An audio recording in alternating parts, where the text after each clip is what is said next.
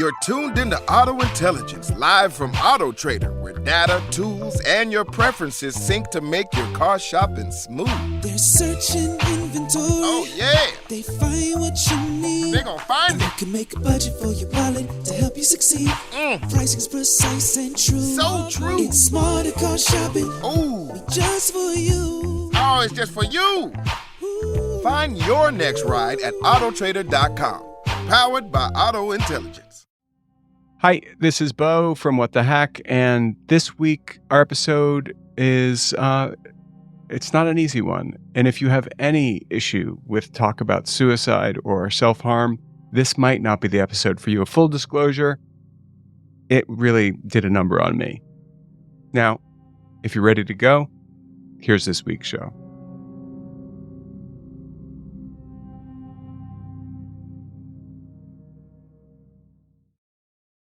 Sextortion and online harassment affect teens and young people, and too often the results are tragic. Our guest this week talks to us about his son, who committed suicide after he was targeted by a sextortion ring. It's difficult subject matter, but you do not want to miss this episode. Welcome to What the Hack, a show about hackers, scammers, and the people they go after. I'm Adam Levin. I'm Beau Friedlander. And I'm Travis Taylor.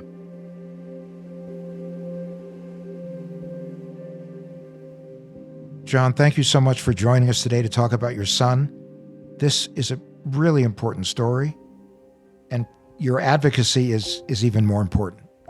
But before we start, I just want to tell you how sorry I am for your loss. And because of that, I don't even know where to start.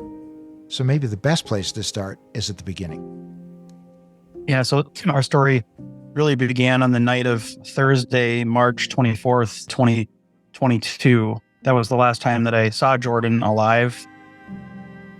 I ran into him at our house. He had come from his mother's house. We were planning to leave for a vacation. We had a 2-week Florida vacation planned, which we do every year. And Jordan loved the beach, and it was something he was really excited about. And he came home from his girlfriend's house a little after 10 o'clock. I was just getting ready to go to bed for the night, and I kind of just crossed past them quick and in the foyer and just said, "Hey, how's it going? Good to see you," and yeah, ready for tomorrow? Yeah. Just short talk. And I said, "Well, okay, I'll catch up with you in the morning." And that's the last time I saw him. How old was Jordan? Jordan was 17. He was about 6-8 weeks from his 18th birthday. Can you tell us a little more about your son? Jordan was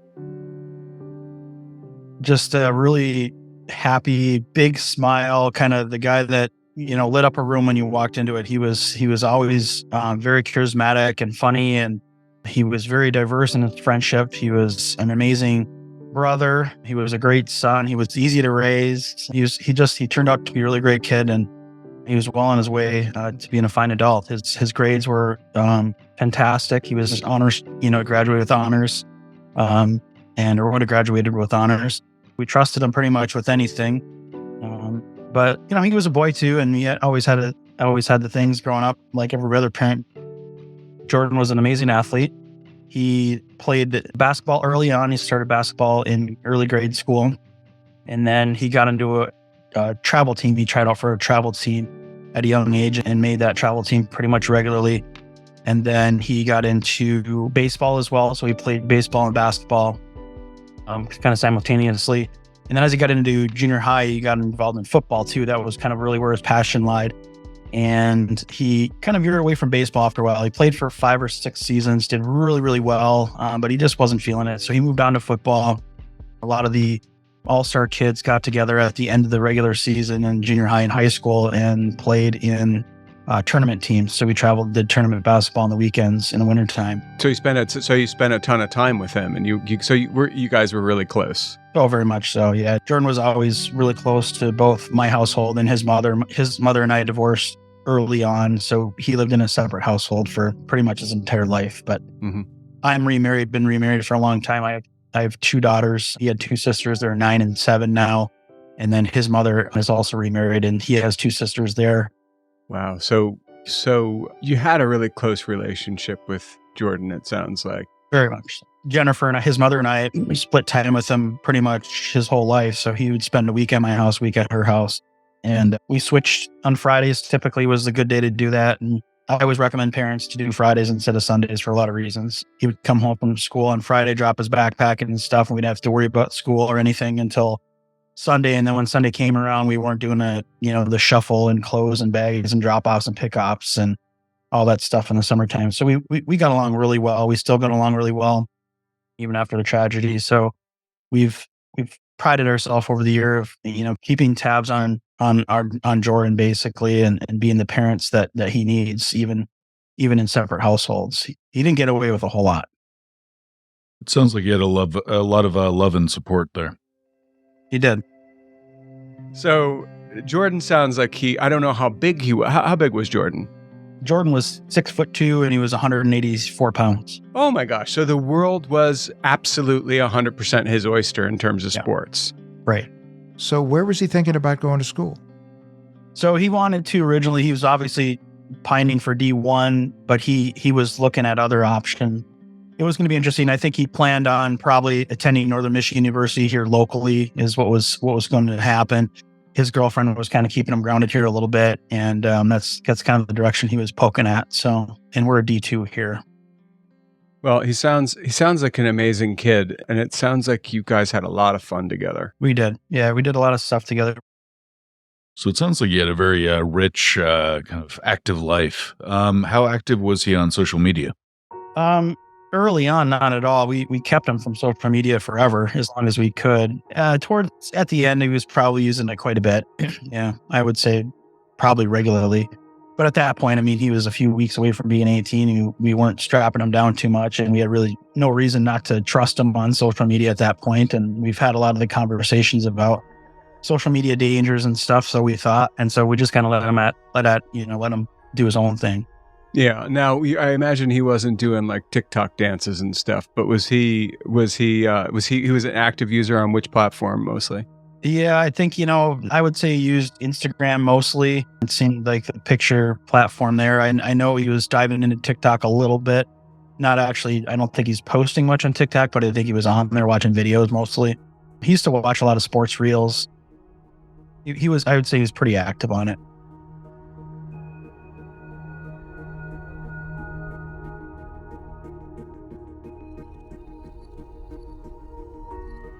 John, tell us exactly what happened to Jordan that night on Instagram.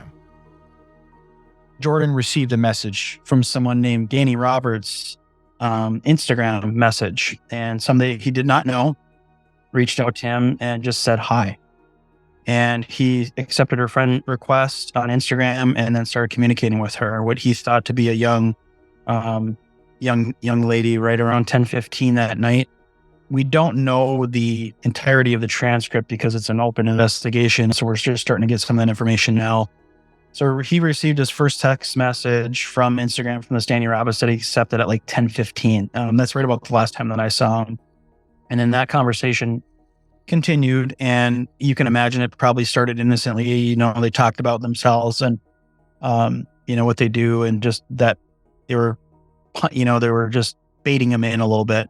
And as things progressed, the sexual nature probably ramped up, as you can imagine. And then sometime after about midnight, from what I understand, is when he actually sent his first compromising photo to her. And it was a photograph of himself that he took. Yep.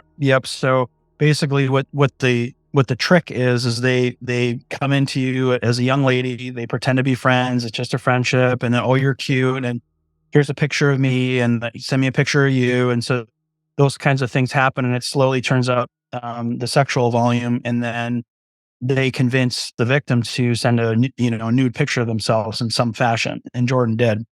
So when he sent that photo, everything changed. That's when it all changed, and that's when Jordan found out that Danny Roberts was not a pretty young lady, but it was actually a male, and then the extortion started happening. It sounds like the bulk of this interaction happened over the course of one evening. Yes.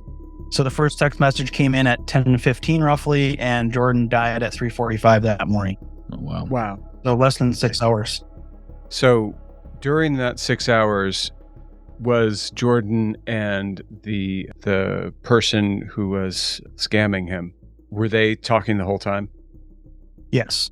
Yeah, and that's really what they do. It's part of the process, right? They want to keep pushing and pushing and pushing, and not give any room to breathe, and just make sure that they're doing what they're told. And they went to great lengths to make sure that they believed what they were saying. So they said, we're going to send this picture to everybody unless you send us money. They wanted $1,000 to start, and Jordan didn't have that kind of money. So they went down and negotiated, and Jordan ended up paying them $300. And $300 wasn't enough. So they sent him money, and then they wanted more. What we know now is it was conspiracy. So we have one person that's speaking to Jordan, and then we have another person in the background that's building graphics. So they took Jordan's picture and made a collage out of it with all of the friends and family pictures that they took offline, and they knew everything about Jordan, and they just keep pushing on him. And he finally finds a way to give him the only $300 that he had left in his checking account. He just had no more money to give him. How did he send the money? I'm not sure yet. I don't know. Have you seen any of the actual messages that went back and forth? Some, yes. And what was the nature, if you remember, of what they were saying? Well, you can read the indictment because some of them are in there. When Jordan died that morning, I found him in his bedroom, and he shot himself in his bed. And that morning, I had no idea what happened. I mean, we were totally blindsided. It was complete shock, as you can imagine. And we didn't even know that this stuff was going on until later the next day. And the only reason why we knew is because the extortionist made one mistake, and they sent the picture to his girlfriend. And I believe that they did that. I'm not sure on the timeline. I don't know that to be true, but we believe that the extortionist sent the picture probably after Jordan died. They were trying to extort her, would be my guess. They were probably going to try to grab her next, saying, this is your boyfriend's picture. We're going to send it to everybody, pay us, that kind of thing. I'm speculating there, but I'm guessing that's what's happening. But anyway, they sent that picture. She's the only person that we know that received the actual picture. Nobody else that they threatened to show actually received the picture. So was there a note or anything, or nothing? No. Jordan actually texted his girlfriend, and he texted his mother, I love you. And that was it. I'm so sorry. Yeah, it's horrible. It's just so tragic because, it's $300, right? And poor Jordan, he just was out of his damn mind at night. And it was just, they were just on him. And it's 3 a.m. He's exhausted and tired. He doesn't know what to do. Everybody's sleeping. The world's closed. It's 2:30 in the morning, 3 a.m. And he just felt trapped. And, I think Jordan was just so willful. And, I think he felt like he made a huge mistake. And the only way out was to take his life and pay for what he did. And it's really unfortunate because I'd have been in the car with him for 18 hours driving to Florida, and I would have figured it out by the Wisconsin border probably. So it's hard to look back and play the money more than quarterback, but it certainly would have been some signs there, I'm guessing. Yeah. I want to say obvious things like, I wish every sociopath could listen to this story so they could understand what stress they produce to get money can do to a person. I mean, I think the sick thing here is that I think they're probably pretty well aware of that. But in terms of the person that reached out, how did you end up kind of putting together the pieces there to find out more about them and kind of how they operate? His girlfriend opened up her Instagram account the next day and discovered that this photo existed.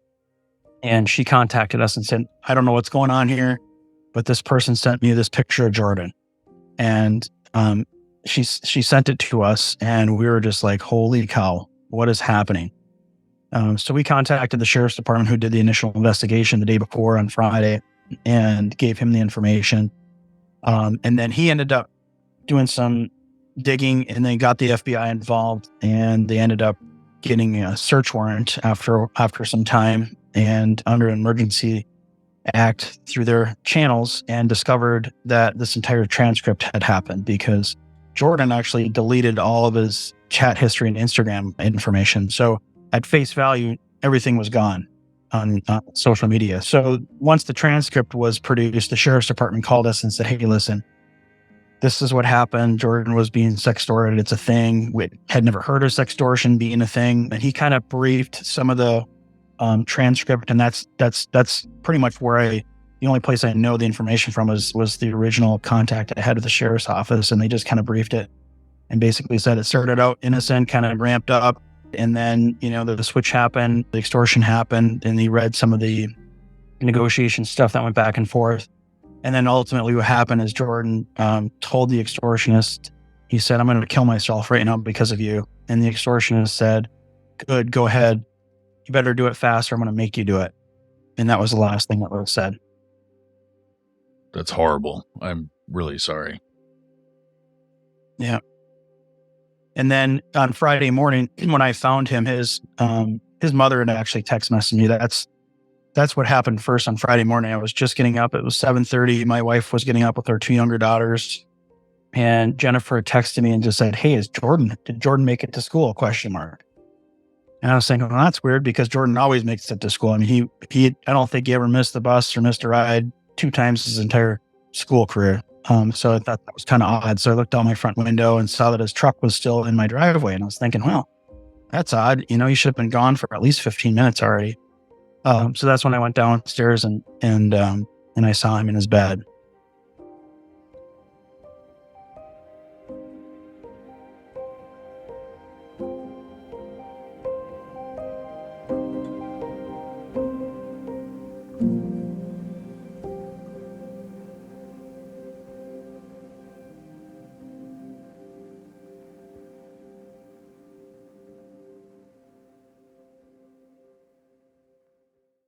This message is sponsored by Greenlight.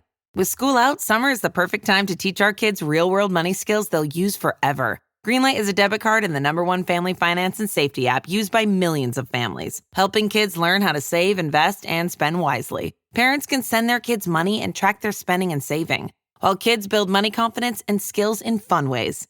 Start your risk-free Greenlight trial today at greenlight.com/Spotify. That's greenlight.com/Spotify.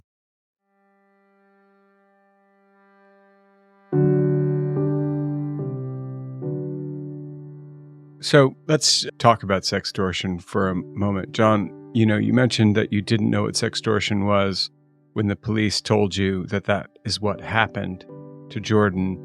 But I'm guessing you know a lot about sextortion now. Can you tell our listeners about sextortion?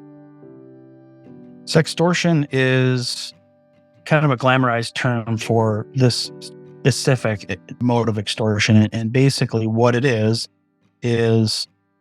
perpetrators are posing as either young ladies or young men, depending on who they're victimizing, because women are being victimized with this too, quite regularly. But they start out just innocent conversations, right? So all these young people are on social media, just meeting people all over the planet, not a care in the world. They accept their friend requests, they start chatting, and then the chats kind of change. They start throwing out little nuggets. Oh, you're cute. Oh, this is a picture of me. And then they send a picture back. And then they slowly walk them down this rabbit hole until they get them comfortable enough to send a compromising photo of themselves. And when they do that, then the extortion happens. And then they build content and they show that they're going to send it to people. They'll go as far as to make fake screenshots of their laptop as if they sent it to people. So they'll make a fake screenshot, making it look like they sent it to 15 different people on Instagram or whatever. And so the victim is feeling like, oh my God, they just sent it to my friend's mom and my coach's wife and my girlfriend and my girlfriend's parents. So they'll make you believe that. But in reality, it's not actually being sent. It's all fake. So it's just an intense form of manipulation. Extreme pressure, extreme intense, fast-paced extortion. And does it primarily target teenagers, or is it kind of across the board? Yeah, The sextortion seems to be the later teens, but it's early 20s too. I would say the average is probably between 17 and 22. No, I know better than to pretend I'm your age, John. And I'm certainly not Travis's age, but we do hear stories of people of all ages getting targeted by sextortion scammers. I'm curious, you said that it was a sort of glamorized term. Is there a better way to talk about sextortion that is perhaps a little more accurate and less glamorizing? I don't know that I like the word or don't like the word. I guess that's really a moot point. But the problem with that is that it's a perfect word because it's sex based. It really is, and it's extortion. So really, the two combined is really what it is because it's very sex driven, and that's why sextortion is such a great crime if you're a criminal, because everybody this is happening to isn't talking about it because it's so personal and they sent photos. But at the end of the day, you're having to admit that you're having this sexual conversation with somebody. A lot of these people are married and girlfriends and boyfriends and different things. So it's always under the covers. And these extortionists know that. Some of the victims are being victimized for days and they just keep opening it up and they're just torturing them. So to call it something, this, that, or the other thing, I don't think really matters. But the word sextortion, I think it is a literal word and a literal term for what actually it is. No, and I think that, short of, for every 100,000 people, you may find one who is an Austin Powers type who thinks it's funny and encourages you to send the content around. But, the fact is that it works exactly because of the shame and the panic. Scams work best when they create an extreme situation that requires an instant reaction from the target, and I've never seen it as clearly as this story. But Danny wasn't actually involved. No, the account was hacked. These suspects purchased hacked accounts and used those hacked accounts to perpetrate sextortion on over 100 victims in our case alone. These extortionists and a lot of these criminal enterprises, they're businesses. They really are. And even in our case, we had the face of the plot who was dealing directly with Jordan and communicating with Jordan. His brother was building media and content and doing all the background stuff. They had money people that were involved in this. So they all have their own jobs. And there's groups of people that go out and just all that they do is hack social media accounts, get the information, pile them up into a bucket, and then sell them as a package to people that did this to Jordan. They just buy bulk accounts that are already compromised. So they don't have to reinvent the wheel. This initial account was an authentic or legitimate account that had just been compromised, right? This one specifically, yes. Others are not. Others are created. I mean, you can go onto Gmail right now and make 100 fake Gmail accounts and then go right over to Facebook and Instagram and make 100 fake Facebook accounts too. So they're doing that as well, but it's easier to use hacked accounts because then they look more authentic on the receiving end of their scheme as well. So when Jordan got this friend request from Danny Roberts, who has 1,000 followers already, it seems legit at the time, versus getting Danny Roberts with no pictures and 3 followers, then it's kind of a joke. Right. Now, have you reached out to Instagram and found out what they're doing about these hacked accounts that are being used for crime? Well, they're not doing anything. That's just the answer. They're not doing anything. Nothing. Like you said, a lot of these cases go unreported. But you went to the police, who went to the FBI.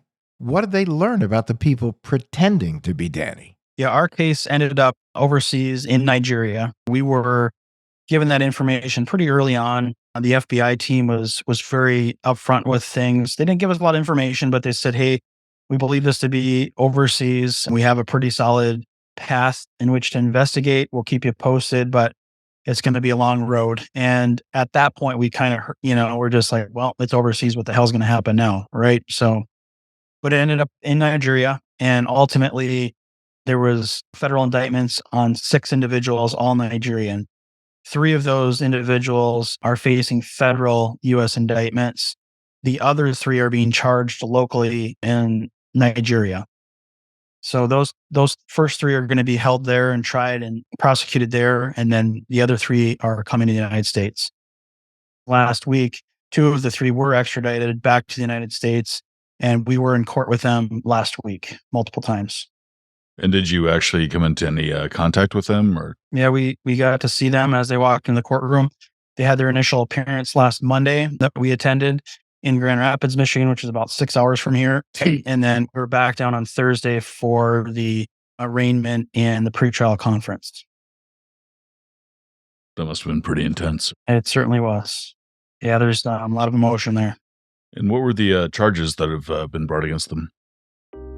So there's 4 charges. There's 3 individuals that are being extradited, 2 of which already have. The third one, Ezekiel, he was arrested a little bit later than the other 2. So he's still waiting for his extradition hearing in Nigeria. So he's a little bit lagging in the criminal justice process there.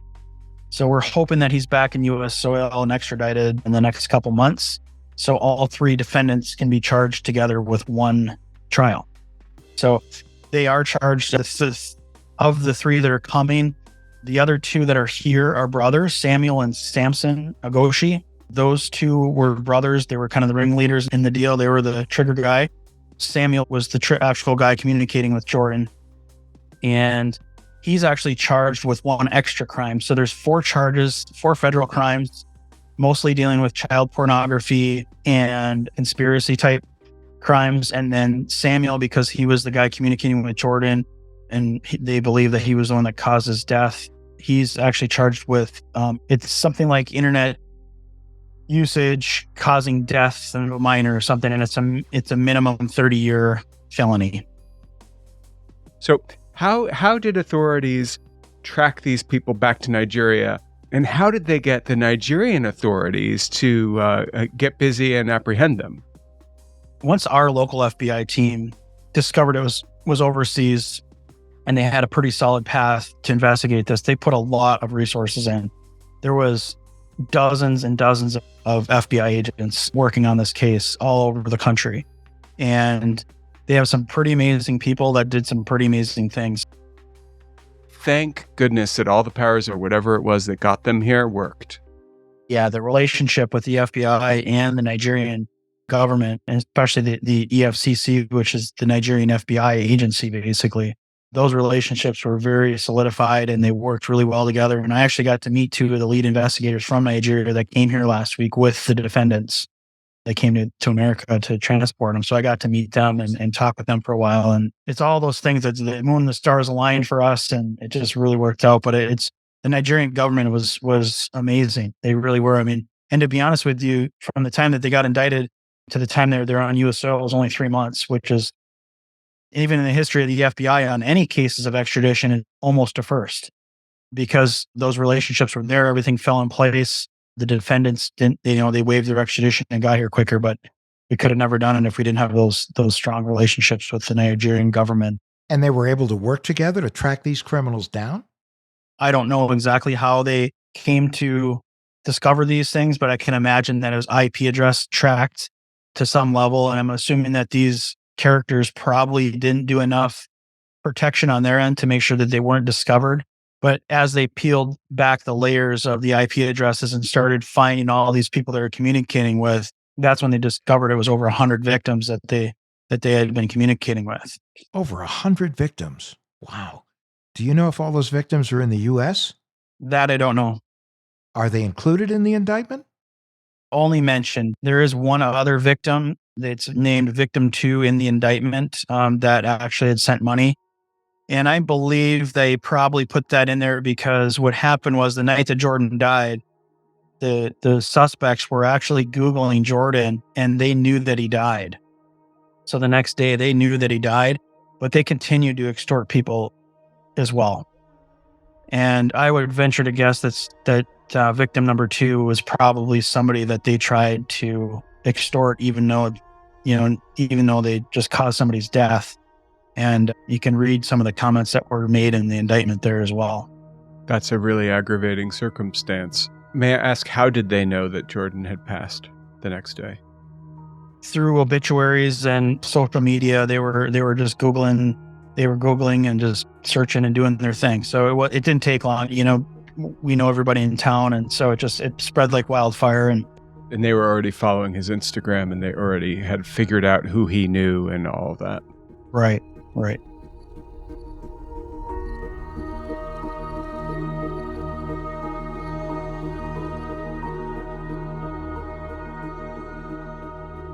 It sounds like in Jordan's case, this happened very quickly. But in retrospect, what advice might you give to other parents out there about the dangers facing their children on social media? I think we have to have a serious conversation with ourselves and with our kids about social media. It just really isn't a great place, right? It's not a healthy place for older people as well. I mean, there's just a lot of nonsense there, and young people are being their minds are shifting so much, and they're putting so much stock into what they look like and how they act and how many likes they get and friends and all the followers, and they're doing it at such a young age. It completely warps their reality. So by the time they get into these young teenage, middle teenage, 18, 19, 20 years old even, they're living this completely alternate reality online versus what's actually happening in real life. And I see it all the time. I see it in my business. I see it at restaurants. I just see it all over the place, right? I think everybody does. So at the end of the day, really the number one thing is I think parents need to really step back and think about what their kid need on social media, because I'm pretty sure it's nothing. And there's a lot of problems with it. 100%. I could ask everybody on the planet, if you can email me one great thing about social media and why it's so great for your kids, let me know, because I'm talking to millions of people and I'd love to share it, but I can't find anything. So I think that conversation just needs to start there. But I understand that that's, not going to be reality for a lot of folks, and it's sad, but here we are. So if your kids are on social media, if your kids even have a phone, you're giving your children access to the planet in their fingertips. So if you're going to do that, you probably should be aware of what's happening on it, and you should probably be aware of the things that they're actually doing. So that means, yes, looking at it, looking, spying, or whatever you want to call it, getting apps that track them, getting apps that carbon copy their emails and text messages, reading what their Instagram and Facebook are saying. Keep them off apps like Snapchat where the messages are disappearing. It's a recipe for bad things to happen. You sound like Adam. The best way to not get got is to not be there. But the fact of the matter is, a lot of kids, most kids are using social media, even many adults. I doubt they would see through this scam. But what do you say? What do you tell someone? What do you say to your kids about it? I mean, that's where a lot of us are, right? You're on an off day, your girlfriend or boyfriend broke up with you and you're sad and you're 2 months in and you're just beating your head against the wall. And then boom, this person just is throwing attention at you. What's going to happen? We're human. I think that's a great start, because if this does happen and you do fall victim, if you bite and then you end up doing this, if you do, then close the computer. That's all you need to do. Just take that lid and just shut it. That's all you have to do. It stops. As soon as that lid goes down, it's done. They're not going to send the pictures. There are some procedures to work through with Meta through the missing and exploited children. They created a new program called Take It Down. That's recent. That is one thing they're doing defensively. They have the ability to electronically search for those images and pull them off the internet. I don't know how well it works. It's pretty new, but it is an option for people. So a lot of that content can actually come down eventually. But if you do this, just shut your computer. Don't delete anything. Call law enforcement and start an investigation, because what might not seem such a big deal to you, even if you just started doing this and didn't send money, it could be the key that opens up a much bigger investigation. And the missing and exploited children's group, they track all this stuff. So it's really good that they know about it. Well, you sound like an advocate. Have you transitioned to doing advocacy now in the wake of Jordan's passing? That's what I am. Yeah, really. I mean, the FBI has even said that. They're like, you're our guys now. You're our people, because you're the ones that are living this. And, we have to be the advocate, because we're the only case in the history of the country that's here. We're the first. Jordan's the first. So we have to do this. And we're getting the attention that it needs. And we feel that we need to carry the legacy for our son, because we don't want his short 18 years to be a waste. And how do you hope that Jordan's story will raise awareness and protect others? Well, I think it already is. We're saving thousands of lives by doing this. I mean, just the volume of people that are contacting me, thanking us, and they're sharing their stories, parents and victims. It's really overwhelming. I haven't responded to anything from social media since last week, because we were out of town Thursday, traveling Friday. So I'm 3 or 4 days. I'm probably going to spend 3 hours tonight or tomorrow just responding to people that reached out to me, sharing their stories. And they're horrific. And they're heartbreaking because these people were just so traumatized by this. And even years later, they're still traumatized by it. I think that, your advice about turning the device off or just stopping, they can't scam you if you're not there. Right. I mean, but the other thing is, I don't know how listening to you, I'm almost certainly, there's actually no way that I'm not going to call my kids after this interview and tell them what I just learned. And I think that is the immediate gift that you have for the world. It's a strange way to get a gift, but it's crucial, to pass this on. I think that how do you tell someone though,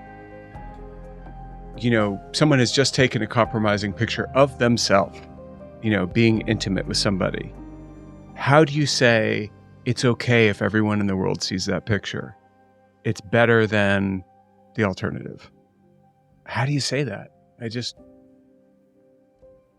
I wish that this button didn't exist in human beings, but it does. The shame button. The unfortunate reality of that situation is we could put 1,000 kids in a gymnasium, high schoolers in a gymnasium, and probably 25 to 50% are sending nude photos to one another.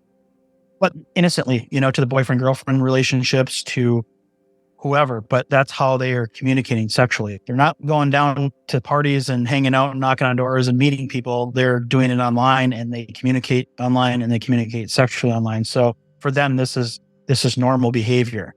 So when we talk to the kids, we have to tell them that every keystroke that you put on this computer is forever, everywhere, forever. Even Snapchat, its whole thing is disappearing photos, but people take screenshots. You even get a notification when someone takes a screenshot. So yes, your photos might be gone, but how many copies are out there?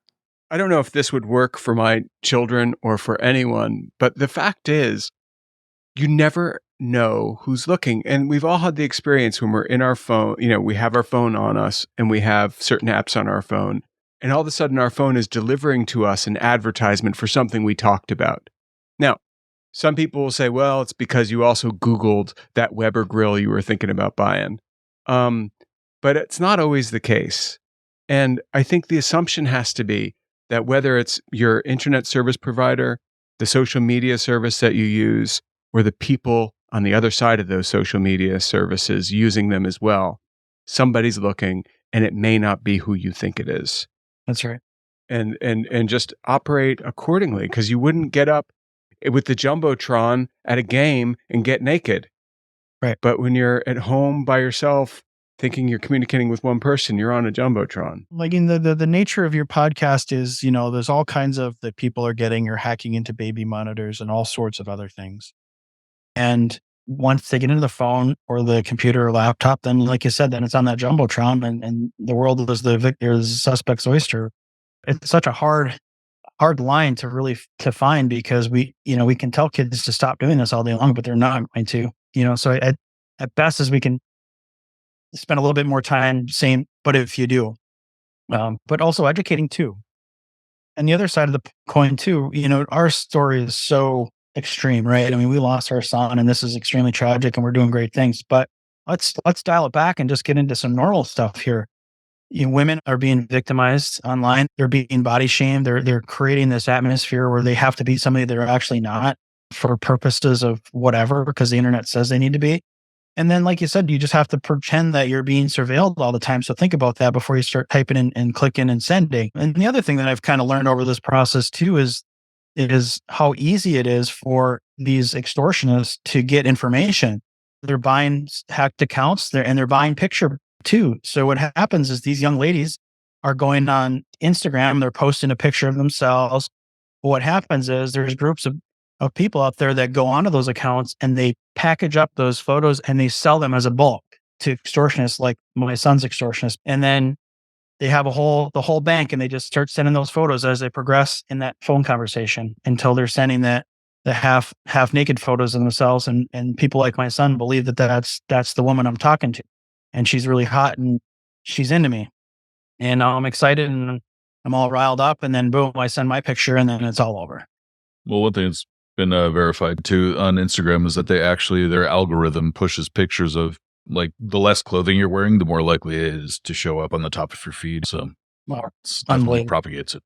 I just can't understand why Meta, I don't understand why we're not pushing to have some more security on their platforms. I mean, why are we allowing Facebook to allow somebody to have 60, 50, 100 different social media or Facebook or Instagram accounts on one IP address? I mean, that would be something super easy. We could say, you know what, social media, you're not allowed to do that anymore. You need to come up with a system that says, you can have 2 or 3 Facebook accounts on one device and that's it. But we all know that they're selling ads to Fortune 500 companies and larger based on volume, and half of their user base is probably fake. Yeah. Now, the other thing is you can sign up for an Instagram account when you're 13 years old. The other thing is you have to be 13 to sign up for an Instagram account. And like Travis said, Instagram knows how much skin is in the photo. And it would be very easy for all of those platforms to say, this person's a minor. They're sending a nude photograph. This is not going to be allowed to go. They could simply stop it with a filter. Yeah, I mean, there's so many different ways that social media is not doing everything that can be done. And the more that you get out there and the more that you talk, John, I think the better our chances are to get some change. What does a 14-year-old, 13-year-old, or 15-year-old need to do on social media? I mean, what good is it? There's so much bad that can happen. There's no good to be on it. And would you let your 14-year-old walk into a strip club and hang out there and just hang out with everybody for a while because they just felt like it because all their friends were doing it? No. We let them just wander around with a pack of cigarettes rolled up in their sleeve when they're 15? No. Nope. We don't let them drink booze. We don't let them do marijuana and all the other things that they're doing. We don't let them hang out in bars. Why? Because all the bad things happen there. And it's not always bad. I go to bars all the time. I have a great time. I would actually let my girls go to a bar and hang out for the day before I let them on social media. Because there is way worse stuff on social media that they're going to hear in my local tavern hanging out, having lunch. And that's the mindset we need to start thinking about. Because if we're just going to let our kids have free reign of the whole planet in their fingertips, then why don't we just let them go hang out in bars and hang out when we would have drinking laws for? What the hell we need that for? You certainly gave me food for thought there, because I was thinking, well, there must be a technological fix, but making it a platform that's only for people who are old enough to drink or old enough to vote makes a lot more sense. Yeah, it just if there was so much benefit for a 15-year-old to be on social media, then let's hear about it and talk about it and make it work.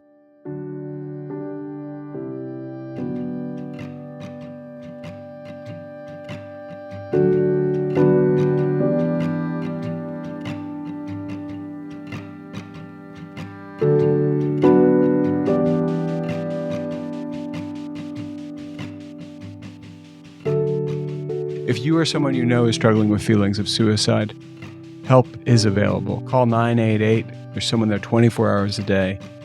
Don't keep it to yourself.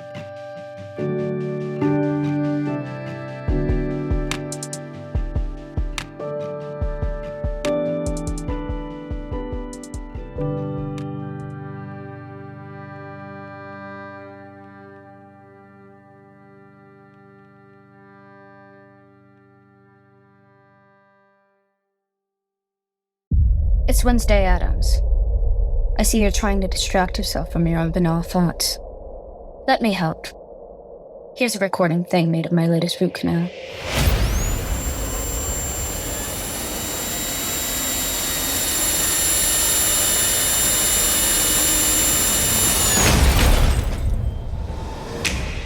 Wednesday Season 2 is now playing, only on Netflix.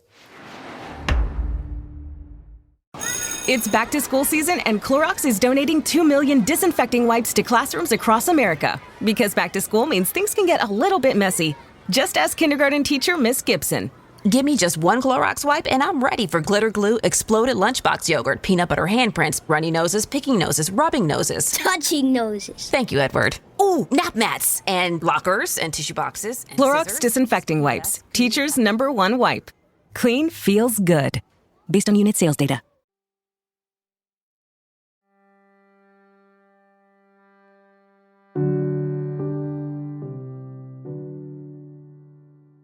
This was an incredibly good conversation with John. We needed to hear it. It was really, really heavy. But important. And, it brings to mind the fact that the internet and the content on it makes it necessary to have another conversation with our kids. We're all used to having the one about sex and substance abuse, but internet use is definitely up there. I had that conversation with my children when they were just starting to get online, and they happened to be the children of a person who worked in cybersecurity. Not everybody has that. Well, that's true. I mean, all of us, our kids are kids of people who work in cybersecurity. The big thing about it is it could be life-threatening. One of the other things, too, here is that kids are getting online a lot earlier than you would have thought. My daughter has classmates in 3rd grade that have their own iPhones. So that ends up meaning that you need to have the talk a lot earlier than you would probably think you would have to. Yeah. But the thing is, what is in that conversation? Because I think all of us would have it slightly differently. But the bottom line is, when you go online, you are heading into a toxic environment. Not unlike, I don't know. I have to say, this conversation did not make me think of unicorns and butterflies. It made me think of the ocean filled with microplastics. It made me think of climate change. It made me think of, and this is climate change. It's just climate change online. It's climate change in the way that we communicate with each other. And the fact that the way we communicate with each other is not, it leaves openings for people who are not our friends. It's a jumbotron. That's the thing that kids have to understand. Whatever you do, it's there. It's there permanently. And a lot of the people you think you're talking to aren't your friends. They aren't even the people you think you're talking to. Absolutely. And I think one of the stickiest things here is the fact that when it comes to getting children online, there's no shallow end of the pool, despite our best efforts. There's no safeguard that you can do that's going to keep them protected or isolated from all the negative stuff that they'll be able to encounter. Yeah. Now, I got to say right there, Travis, that I have accused you of being the blow pop owl in the past. Once or twice. Yep. Three licks. But that was really wise. No, Beau, I totally agree with you. And I think that Travis made what I think was an important metaphor, because a lot of kids get in situations online where they feel like they're drowning. Yeah, and they can't swim, Adam. That's the thing, is they don't have all the information. They don't know that the person they're talking to might not. It might even be a friend, so-called friend, right? Mm-hmm. Who's just a bully at school. The bottom line is, like you said, Adam, you have to conduct yourself online. And say that to a kid, conduct yourself. They're like, what am I, a train? But you have to behave as though you're on a jumbotron. And the other thing I would like to say here is, let's engender communication, because I want to live in a world, I got to say, I don't want to live in a world where this sort of thing happens. I want to live in a world where we all say to our kids, wake us up if something goes wrong. There's never a bad moment. You always get in touch with me, because, one of the things that this communications device does, ironically, is it really minimizes human communication. Mm-hmm. The cure to this is communication. The cure to this situation is real communication with the people who love us. And hopefully, in an ideal world, those are the people we live with. No, and I think the message also is that when we were your age, if we did something stupid, it was generally in front of a few people. At your age, at this moment, in the digital world, if you do something that's stupid, it could be in front of the world. Yeah. Yeah, and a big part of that too, that I think we might need to sort of adjust some of our expectations, is to be tolerant, if not forgiving, of people when they're embarrassing themselves. If they say oh God, this just happened, then just being able to say that happens more often than you'd think. You'll be fine. Okay, but I think there's something to that, Travis. We need to start walking around the world like everyone we meet is having the worst day of their life. And maybe we can help make it a little better. And we're there. We're there for them. So what's the takeaway? Is it as simple as, I think it is, if you're listening to this, be careful. And get ready to be surprised. because you will be.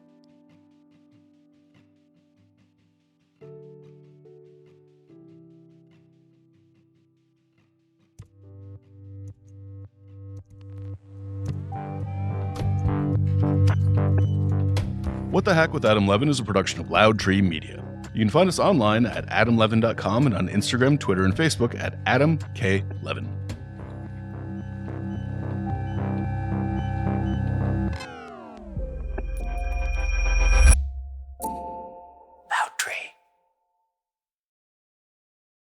Behind every great meal is a person with a story to tell. Hear them on Culinary Characters Unlocked, the podcast that reveals the lives behind the food. Hosted by me, David Page, Emmy Award-winning journalist and creator of Diners, Drive-Ins, and Dives, as I talk with everyone from culinary legends to mom-and-pop standouts about the creativity, grit, and passion that shape the food we love. Follow Culinary Characters Unlocked on Apple Podcasts, Spotify, or wherever you get your podcasts. Behind every empire are the people history tried to forget. Lost Roman Heroes tells the stories of the remarkable characters who shaped Rome from its mythical beginnings to its final fall. Each episode blends armchair storytelling, sharp historical insight, and a bit of humor to bring these lost figures to life. From generals to scientists, from rebels to empresses, from priests to politicians, these lost Roman heroes have one thing in common. They stood up for civilization when the bad guys threatened, and in doing so, they changed the course of human history. If you're into history that's vivid, surprising, and deeply human, this show's for you.